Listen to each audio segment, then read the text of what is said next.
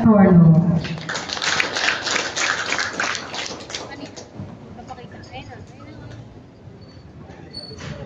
Isang mapagpalang hapon po sa ating lahat. Ang ating pong panauhing tagapagsalita, nung siya ay bata, punong-puno ng magagandang pangarap sa buhay. Taglay niya ang paniniwala na ang edukasyon na isang kayamanan, na kahit nasaan ay iyong madadala at hindi kailanman mananakaw. At magsisilbing tulay upang magkaroon ng magandang kinabukasan. At dahil dito, pinahalagahan niya ang kanyang pag-aaral. Hinubog at pinanday ng mga guro, suporta ng kanyang pamilya at biyaya ng Panginoon, nagtapos sa mga sumusunod na paaralan. Elementary, Tumala Elementary School, Santa Maria, Bulacan, Primary Education, 1984-1990. Secondary, Parada National High School, Parada Santa Maria, Bulacan, School year 1990-1991, School year 1991-1992, School year 1993-1994, at siya po ay nag-aral din sa Sacred Heart Academy, Poblacion, Santa Maria, Bulacan, 1992-1993. Tertiary, Colegio de San Juan de Letran, Intramuros, Manila, AB Political Science. At sa kasalukuyan, malugod ko pong ibinabalita sa inyo na ang ating panauhing tagapagsalita ay kasalukuyan nag-aaral upang ituloy ang kanyang kursong AB Political Science. Dahil sa tagday na katalinuhan, sipag at determinasyon, ang ating panauhing tagapagsalita o panauhing pandangal ay naging Color Text Machine Operator Textile 1995-1996, Car Insurance Agent Insurance Company 1996-2004, Real Estate Agent and Land Developer 2004-2018, HFL Builders Construction and Supplies President po 2017 to present. At ang pagsiservisyo ay nasa kanyang puso. At dahil dito, siya ay naging SK Chairman ng Tumala Santa Maria, Bulacan 1996 hanggang 2022. BAFC or Barangay Agricultural and Fishery Council, Chairman po ng Tumala Santa Maria, Bulacan 2010 hanggang 2018. Naging Barangay Kagawad po ng Tumala Santa Maria, Bulacan 2013 hanggang 2018. Grand Knight, Knight of Columbus Council 9353, Holy Child of Parada, Santa Maria, Bulacan. At siya po ay naging Barangay Captain at kasalukuyang pong Barangay Captain ng Tumala, Santa Maria, Bulacan. Kaya po 2018 up to present, siya po ang Barangay Captain ng Tumala, Santa Maria, Bulacan. Mga kasama, mga kaibigan, mga kapamilya, malugod ko pong ipinakikilala ang ating panauhing tagapagsalita, ginagalang Christopher B. De la Cruz.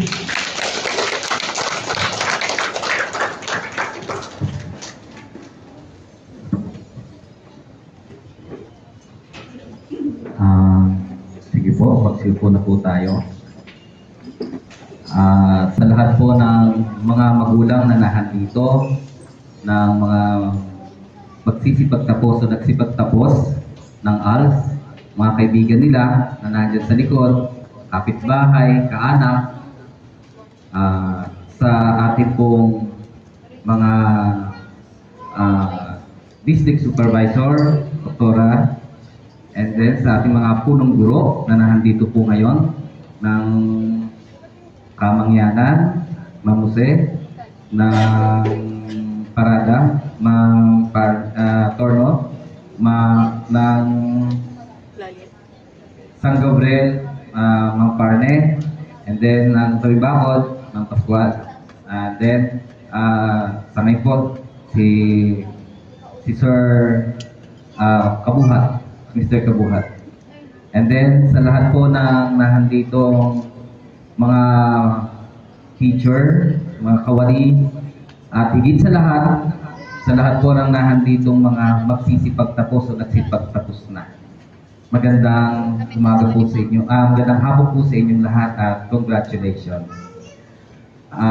Gising pa po ba kayo? Yes po. Hi! Hello. Hello! Hi! Alam niyo, nagulat ako nung isang araw. Tinetext ako ni Mr. Kabuhat. Ako daw po ay pwedeng maging guest speaker na gagraduate ng ALS. Sabi ko, kung galing sila sa Tumana, okay, walang problema. Sige po. And then, sinagutan ko nga po. Hindi ko po siya iniintindi. Hanggang sa dumating yung ilang araw, kailangan daw po yung picture ko. Matotoo pa lang ako yung guest speaker at panauhin pagtangal. Sabi ko, ano kaya ako ang sasabihin ko sa kanila, sa lahat ng mga gagraduate. For the first time, ngayon na akong sasalita sa mga gagraduate at sa ALS pa. Alam niyo, napakalaking bagay yung palang mag-aral. Ako sa ngayon, 48 years old, nag-aaral pa po ako sa Colegio de San Juan de Letrán, sa Intramuros. Third year na ako. Isang taon na lang, gagraduate na ako. Kaya lang, katulad ng mga testimonya po nga dito, mga na nagsalita rito, hirap din pong mag-aral. Mahirap mag-aral eh. And then, masarap din pala mag-aral. Bakit kanyo? Kasi, nung ako dumadoy dito noong 1994, so 18 years old. After 27 years, saka po ako nakaisip na mag-aral ulit. Parang may kulang sa buhay ko. Parang hindi ay kumpleto ang nagagawa ko sa buhay ko nang wala po akong pinag-aralan. Kaya kahit na ako ay sa kasalukuyang punong barangay, sa kasalukuyan ay kontraktor, may hanap buhay, asawa at meron akong 3 anak na pareho rin mga nagsisipag-aral sa FEU. Sabay-sabay na kami, kuminsan si misis ko na lang ang naiiwan sa bahay. Wala nang tao, kaming lahat nandun sa eskwelahan. Natatawa ako dahil parang ngayon lang ako bumabalik sa pagkabata. Kasi nga, ngayon ako naging estudyante. Ang lahat ng mga classmate ko, pati na rin ang teacher ko, mas matanda po ako. Yung aking ka-classmate, mga 20 years old, ako 48. Kaya almost 28 years old ang gap po namin. Kaya sabi ko, ano ba yung po pwede kong ibigay po sa inyo? Ako po nangarap dito, nung ako'y elementary school dito, hindi rin po ako nakakatanggap ng award. Wala po akong nakukuhang ganyang medal nung ako po ay elementary school. Kaya lang ako pupunta doon sa stage. Alam niyo kung bakit? Maglilinis po ako ng stage. Magwawalis ng stage. Maglalagay ng kurtina at maglalagay ng mga letters ng doon. Sa recognition, sa Tumana Elementary School, hindi rin po ako nakaakyat ng stage para po ako ay parangalan. Ganun din. Kaya lang ako makakit sa Tumana Elementary School kapag merong event kinabukasan, mag-aayos ko. Hindi ko alintana na parang napakakawawa naman ang buhay ko doon sa panahon na yun. Alam niyo, nung elementary school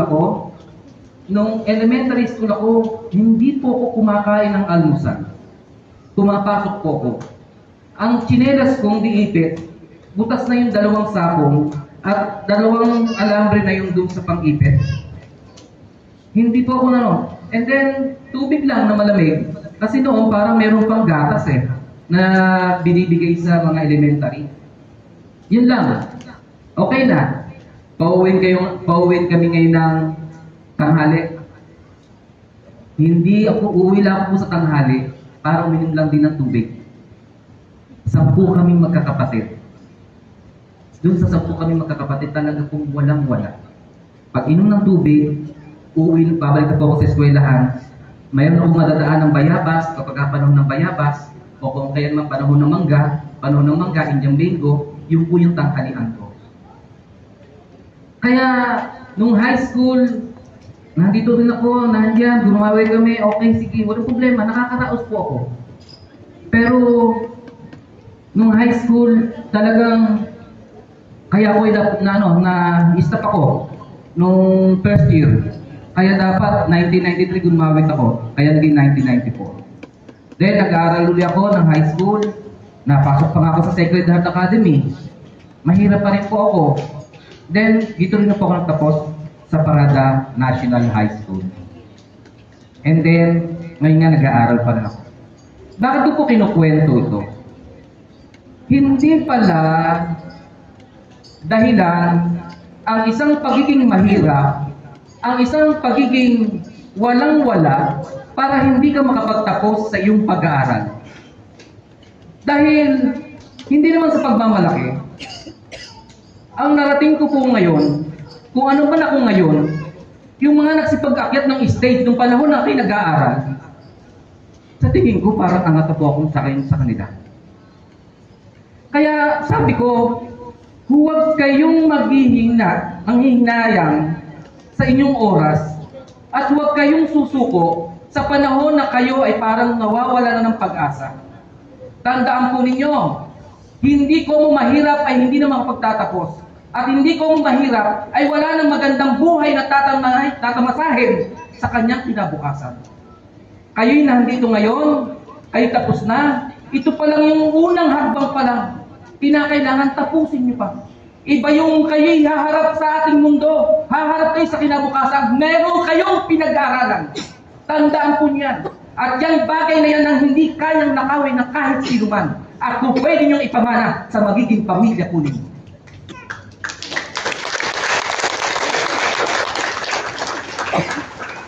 Sa ating lahat na nandito ngayon, lalo mga magulang, hanggat maaari, sayang ang panahon. Tulungan po natin. Binigyan niyo sila ng pag-asa, binigyan niyo sila ng pagkakataon na matapos nila to. Kinakailangan sa panibagong yugtunan naman ng buhay, subaybayan po natin sila.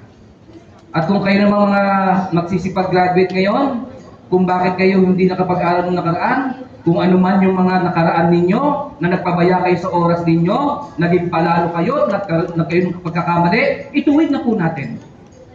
Iba ang mayroon pong natapos, tandaan po ninyo. Iyan ang isang karangalan para sa atin. Kaya tayong lahat na nandito ngayon, lalo sa mga magsisipagtapos, ito po ay isang hamon sa ating lahat na kinakailangan maging matatag tayo sa ating buhay. Maging matatag tayo sa ating pamumuhay. At upang gumanda ang ating buhay at ating kinabukasan, kinakailangan meron tayong mga natutunan. Meron po tayong pinag-aralan. Kaya congratulations sa lahat ng nandito ngayon.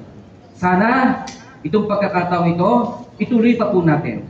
At sana anuman ang marating po ninyo, huwag ninyong kakalimutan ang paralang inyong pinagkatapusan.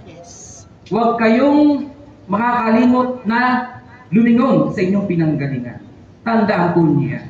At nawa sana sa pagdating ng araw, isa kayo sa babagtas at bubuhit at lilimbag ng isang pangalan na kayo ay naging isang responsabling mamamayan.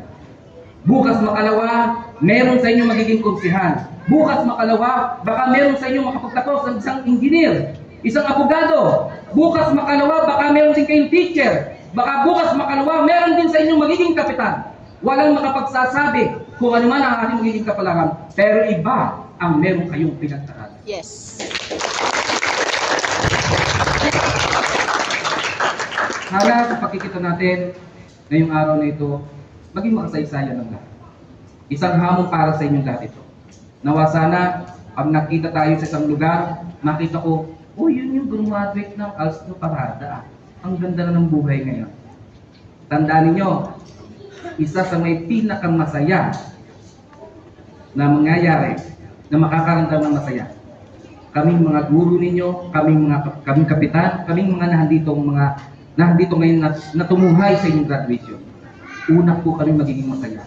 Hangad namin lahat ang inyong tagumpay.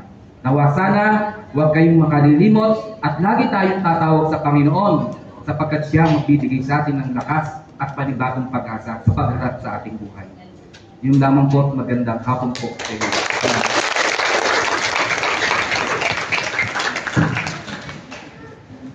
Muli, maraming salamat po, Kapitan Christopher Boyet de la Cruz. Tunay ngang nakapagbigay inspirasyon sa bawat isa ang inyong mensahe, lalo na sa mga graduates.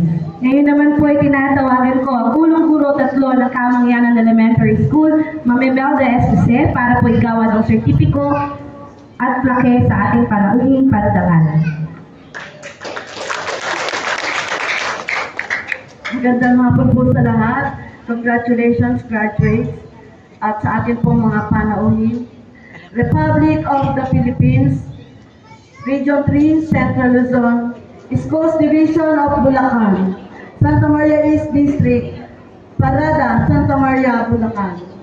This plaque of appreciation is awarded to Honorable Christopher B. De La Cruz, Barangay Chairman, Barangay Tumana, Santa Maria, Bulacan, for imparting his valuable insights and inspiration to graduates, parents, teachers, and community members as guests of honor and speaker during the 7th commencement exercises of Santa Maria East District Alternative Learning System with the theme Kabataang Pilipino para sa matatag na kinabukasan ng bagong Pilipinas.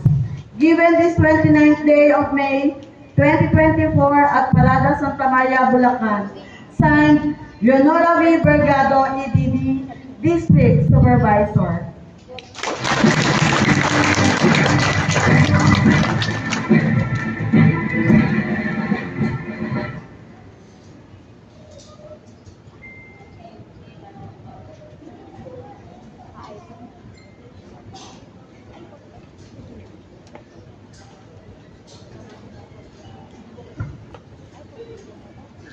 Maraming salamat po, Kapitan. Pwede na po tayo maupo. Sabi ko naman, ang isa sa natatanging mag-aaral sa ALS-CLRC San Vicente, Gulon, John Ray T. Duca, upang pangunahan ang panunumpa ng katapatan ng mga batang nagsipagtapos.